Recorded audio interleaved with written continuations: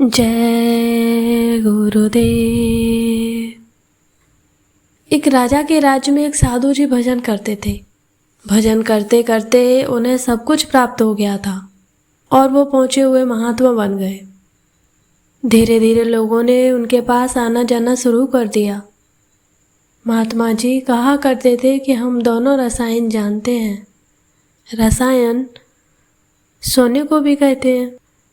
राजा के कान में भी इसकी चर्चा पड़ी। उसे तो सोने का रसायन चाहिए था।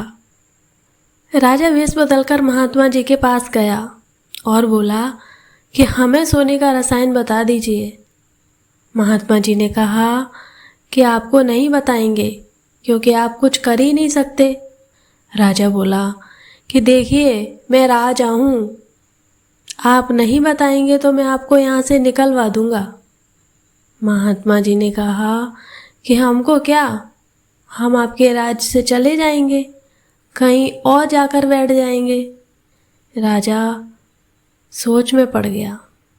उसने अपने दरबार में विद्वानों को बुलाया और उनसे विचार विमर्श करने लगा। विद्वानों ने कहा कि देखिए वो महात्मा हैं, वो किसी से डरते नहीं हैं।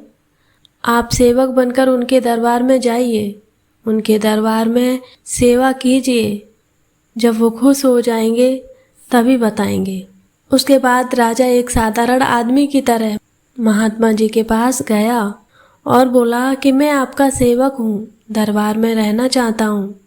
महात्मा जी ने कहा सेवक हो तो सेवा करो और पढ़े रहो।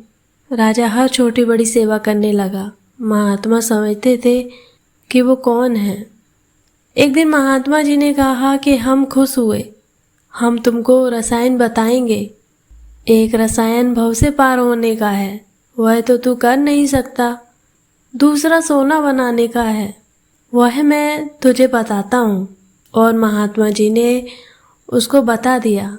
फिर राजा वापस अपने महल में गया और अपने राजसी भेष में आया और महात्मा जी से बोला कि कहिए महात्मा जी, आपने हमको बता ही दिया।